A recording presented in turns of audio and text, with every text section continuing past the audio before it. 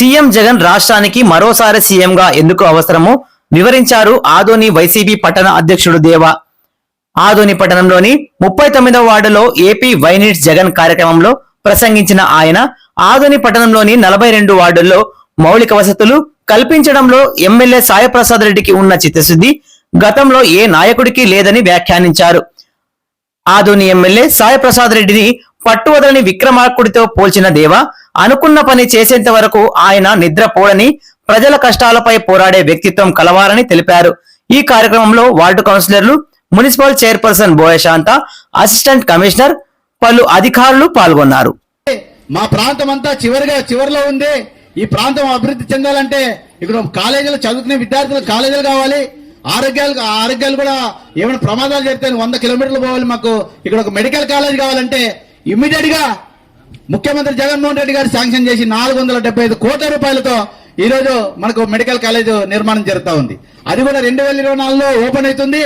మనము అన్ని రకాల సంబంధించిన జబ్బులంతా కూడా దానికి సంబంధించిన డాక్టర్లు కూడా ఇక్కడే వస్తున్నారు కనుక మన ఆదోని ప్రజలు ఎవరు కూడా ఆధారపడాల్సిన అవసరం లేదు. అలాగే ఈ ఆదోనిలో ఎన్ని రకాలుగా అభివృద్ధి చేసినారంటే సాయిప్రసాద్ రెడ్డి గారు చేసినారు. మళ్ళీ గతంలో పనిచేసినటువంటి తెలుగుదేశం వాళ్ళు ఎక్కడ కూడా ఒక శిలాఫలకం గాని ఒక అభివృద్ధి కార్యక్రమం గాని ఎవరు చేయలేదు కనుక మీరందరూ కూడా అక్క చెల్లెలంతా ఆలోచన చేసుకుని 2024లో మళ్ళా మోసపూరిత కుట్రలతో మళ్ళా వస్తా ఉంటారు.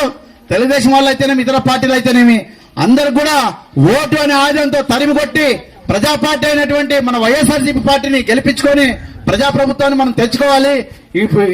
ఈ రోజు జగన్మోహన్ రెడ్డి గారు మనకంతా సువర్ణ పాలన అందిస్తా ఉన్నారు. ఇవన్నీ చూసి ఓరలేక ప్రతిపక్షాలు విమర్శలు చేస్తా ఉన్నారు. 24 గంటలు పబ్లిక్ అంటాడు, జగన్ బటన్ నొక్కుతారంటారు, బటన్ ఖాతాలు వేస్తే అక్క చెల్లెంలో అకౌంట్లో డబ్బులు వేస్తారంట అంటా ఉన్నారు.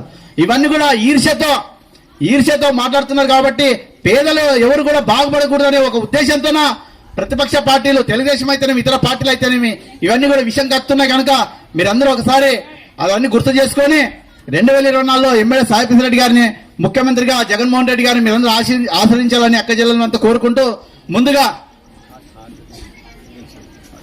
ఎవరికైనా మా సోదరుడు గుర్తు చేస్తుంటారు ప్రతి మీటింగ్ లో ఒక చిన్నది మర్చిపోతూ ఉంటాం మేము.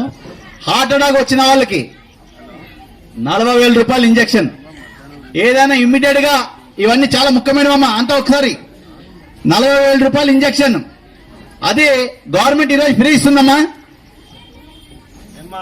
అక్క ఎవరమ్మా అక్క 40,000 రూపాయలు ఇంజెక్షన్ ఫ్రీ ఈరోజు గవర్నమెంట్ హాస్పిటల్లోన.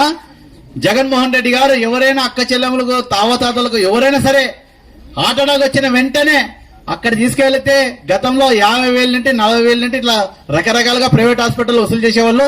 అది కూడా ఈరోజు జగన్మోహన్ రెడ్డి గారు ఫ్రీగా మీ అందరికి అందిస్తా ఉన్నారు.